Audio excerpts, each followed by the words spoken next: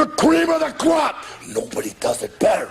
Chapter 1000 is slowly or well fastly approaching, and for manga that is a huge milestone for One Piece or any manga to hit 1000 chapters. And all the One Piece haters right now are probably groaning like, Jesus Christ, when will the series ever end? Oda himself is really excited to reach chapter 1000 and really wants to drop before the year ends, but the real question is, what will happen on this giant milestone of a chapter? As One Piece fans, we have been through this many times before, where we usually hit that big milestone chapter every 100 chapters. Something big usually happens, not always, but usually. I'm not going to describe them, you can Google it yourself. There are a bunch of possibilities that could happen for chapter 1000. Act 3 ends, Luffy finally makes it to the top of the dome, confronting Kaido with the dead bodies, or at least the unconscious bodies of the Red Scabbards, or Luffy and the other Worst Generation members finally meet Kaido as well as Big Mom on top of the dome, since it seems as though they're not gonna have to only fight Kaido on top of the skull. God bless their souls. Maybe it'll be like a little silhouette of a foot and it's like, oh, I wonder who that could be, and then 15 chapters later it's like, oh, it's rocks. Okay, crazy. The Emperor Alliance could start getting the upper hand with the rest of the Big Mom pirates coming back into Wano, or we could get some clarification of the contents inside of Oden's journal, because I do believe that will be an important plot point in the future of the series. Chapter 1000 could also be the return of Kurozumi Orochi, because he does have a bit of plotline still needing to be resolved, and we saw Fukuro Kujo earlier. He heard something and he went to go investigate what it is. Some people are speculating that it actually is Orochi, and Orochi is indeed alive some way somehow, and I could easily see the beginning of the chapter being like a few moments earlier, and it's Orochi being alive and he's trying to escape the island, but he can't because Kaido lifted the island and is heading to the Flower Capital. I think that'd be very cool and very funny. But I think it's safe to say that either chapter 1000 or maybe chapter 999 will mark the end of Act 3. Because this arc is very unique, where we're not only seeing things that's happening in the isolated country of Wano, but we're also seeing things take place outside of Wano. And while Oda earlier this year, or maybe it was last year, said that Boa Hancock, Sabo, and Vivi are all in some deep trouble, and we will see that happening or what happened to them during 2020. We have yet to see what happened, and Oda himself is very eager to draw out chapter 1000, so it's very possible that it's chapter 1000 that we see the repercussions of Reverie and what's happening with those three characters in particular. So not only are we doing chapter 1000 predictions in today's video, we're also going to be talking about everything going on outside of Wano. And now that I have your attention, also don't forget to rate the video, subscribe, and click the bell icon to stay notified, as it will help this channel grow and help me help you get better content. And also follow me over on my social medias, Twitter. Also follow me over on twitch.tv/flyflizzy, where we chill, play games, talk anime. I don't know, but go over there and follow anyways. Well, it's always fun to talk about Mr. Blackbeard, because he, to me, what I've always called him as the off-screen king, because all the cool stuff he does is always off-screen, except for when he killed Whitebeard. Not even when he killed Whitebeard, when he killed Ace. That fight was dope. When he killed Whitebeard, he was kind of a bitch, but I digress. I want to talk about Blackbeard, and the last thing we heard of him was that he wanted to get his hands on something or someone before the Marines were able to themselves. And well, sorry to break it to you Blackbeard gets the Dragon Devil Fruit fans theory dudes, but I do not think that Blackbeard is going to Wano. I would love him to go to Wano myself and him causing ruckus, but it seems as though he has his eyes set on something bigger and better going on outside of Wano. Once Wano's over, we're going to see what exactly that is, and I'm pretty sure he's just too busy to go to Wano himself. I would love if he sent a representative, but also I kind of don't want Blackbeard to get the Dragon Devil Fruit or Kaido's Devil Fruit. What? Because by the time Wano ends, I think we've seen enough of what that Devil Fruit could do, and I want Blackbeard to have a Devil Fruit where we can still see the potential, the full potential of things. Like with the Guru no Mi, it was cool because we only saw the basic things, and by the time we get to Blackbeard, we're going to see a whole lot of other crazy stuff that he can do. As opposed to the Dragon Devil Fruit or whatever Kaido has, we're going to see everything that it's possibly or could do by the time Wano's over. I've seen theories that Blackbeard is actually on his way to pick up an ancient weapon, possibly Pluton, since we do know that Alabasta is currently in trouble or went through some things during Reverie, which would be absolutely nuts, and I think would be great character progression and growth for Blackbeard, who started his pirate career on some logs or well a raft boat and ends up in possession and acquiring the world's most destructive and powerful ship, Pluton an ancient weapon, and with the whole comparison of Blackbeard and Greek mythology with the whole number 3, the Sisters of Fate, I made a video about that earlier, as well as some people theorizing he could have the devil fruit of the Cerberus, which is the guardian of Hades, the underworld, which is funny because Pluton is actually a reference and just the Roman name, or well, Pluto is the Roman name for Hades, the god of the underworld. And if all of these theories are correct and Blackbeard does actually in fact have the Cerberus devil fruit, I think not only would that be great character progression, but it would just be absolutely nutty on Oda's part if he pulled that all together. Or he could have found the location of another ancient weapon, and that is Uranus. We have no idea what Uranus is or where it's located, so I'm not exactly sure. It would be kind of crazy, but unfortunately I'm not exactly sure if Blackbeard himself is looking for an ancient weapon, because if news came out that the ancient weapon was actually in fact in Alabasta, that would cause the world in absolute turmoil and would be the #1 news of the headline of the news. It'd be the biggest headline on the news. But it's also possible that Blackbeard got this information through the grapevine. But another possibility that Blackbeard is on the hunt for is actually the SSG, the replacement for the Shichibukai system. And we do know that it was created by Dr. Vegapunk, so I'm assuming that the Marines themselves have to go pick it up. So it's possible that Blackbeard wants to get that power for himself, since we know he's a power hungry man. And another theory that's been going around is that Blackbeard is trying to recruit the newly wanted warlords, such as Dracula Mihawk, Weevil, Boa Hancock, even Doflamingo, who is stuck and impelled down. So people are thinking that maybe Blackbeard wants to recruit those guys for himself and bolster his crew's power. All possible, and I think we should keep these in mind, and I can't wait to see what Blackbeard has in store. And speaking of warlords, let's talk about them. For the most part, I believe that majority of the warlords should be safe and probably be more involved with the story going forward from now. Like Weevil, he just got introduced, so I highly doubt that he will be taken down by the Marines, because of course he is the quote-unquote son of Whitebeard and Bakken, who were both involved with the rocks. And I do believe that Bakken and Weevil will be heading to Wano at one point, because they said themselves they are looking for Marco and they are looking for Luffy, or well, they're looking for Luffy to look for Marco, and they everyone and their mom knows that Luffy is currently in Wano. So I believe that Wano is their next destination, and lo and behold, Marco is there right now, so they'll go into confrontation. And we do know that Bakken was once a part of the same crew as Whitebeard long ago, which I'm assuming was the Rocks pirate ship. And we know that Big Mom and Kaido are also once a part of the Rocks, and the Rocks are slowly starting to form once again. So I do highly believe that Bakken will be involved with Wano, and thus the formation of the Rocks will be becoming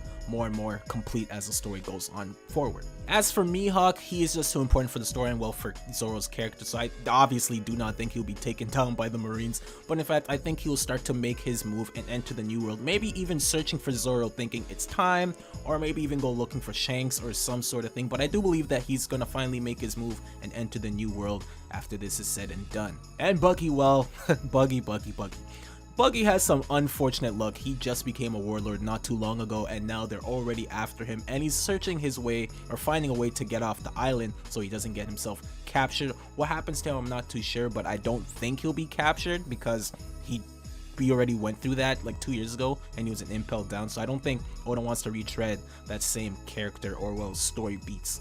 And that unfortunately leaves Boa Hancock, who I truly believe will be captured because of story purposes and narrative. I think it will be a lot more complex and a lot more interesting if Boa Hancock will be captured and sent to the place that she fears the most, and that is Mary Jo, and in the captivity of the Celestial Dragon. And by process of elimination, it kind of has to be Boa Hancock, because you can't have the warlord system to be abolished and there's no repercussions or consequences. And we know Mihawk's not getting captured. We know Weevil's not, because he just got introduced. I don't think Buggy will, because we already been through that, and I think Buggy's going to be more of a major plot, or at least a major character going on forward, kind of, maybe, sort of, I don't know. And so that kind of leaves Boa Hancock, and unfortunately for her, it would actually be a lot more interesting if she were to get captured. I know a lot of people are like, Boa Hancock is strong, she must show the true power of women, females are powerful. I love Boa Hancock, you know, I made a video about her previously saying she's one of my favorite female characters, but like I said, it'd be a lot more interesting if she got captured. But also there's going to be the character dynamic between her and Kobe, who are truly the biggest fangirls of Luffy, and they'll probably bond, but when they bond it might be a bit too late for Kobe, and Kobe will realize what he done was wrong. Or maybe by the time chapter 1000 rolls around, Boa Hancock's already in captivity and isn't either impaled down or Mary Jo, and that will allow Luffy, give him a bit more reason to run back and go save her, possibly. But there is another reason for Luffy, or give the Straw Hat Pirates a reason to head back to Mary Jo, and that is the situation with Sabo and Vivi. According to Big News Morgans, there was an attempted murder as well as a fatality that happened during the reverie. We're not exactly sure the details of what exactly happened, but I think we can all speculate that one of them involves Alabasta, as that's what Garp warned Shirahoshi, that there was an incident involving Vivi and Alabasta. And I think we can all assume that King Cobra was one of the not attempted murders. I think we can all assume that he's the one who died because he had questions about the poneglyphs that he wanted to know, and he was already sick, so they can already blame it on the sickness or whatever. So I do believe that Cobra is dead, forcing Vivi to become the new queen of Alabasta, whether she likes it or not. And there was also an attempted assassination, and I'm gonna throw a name into the ring, and I believe it's Don Quixote the guy that was saved by Odahime and wanted to protect Shirahoshi and her people. And because of his changed attitude and his defiance of the natural things up in Mary Jo, I think it's possible that they set his eyes on him because they don't already like the Don Quixote family because of Doflamingo and his people. And Mio does is okay, listen, we're just gonna call him Joseph for the remainder of this video, and if you don't like it, you can suck my ass because you're no good and better than everybody else. Anywho, I think Joseph might have been assassinated, or at least they attempted assassination on him because of his defiance of the Celestial Dragon way and his behavior. And also, there was a thing going on in the newspaper, and it's kind of hinted at that something really bad happened to Sabo, possibly that he was captured or even died. I don't think he died, and I would really dislike if he got captured because we already went through all of that with Ace, and I don't want to see a whole Marineford 2 but with Dragon. I'm good. I don't want to retread that whole story trope, but I think it's possible that he was actually blamed for the death of someone else, maybe possibly King Cobra. And I think that Sabo is actually also with Bonnie, who is also in Mary Jo searching for Kuma. They do have a common interest and goal, so I do think that they actually teamed up in an attempt to go save Bartholomew Kuma.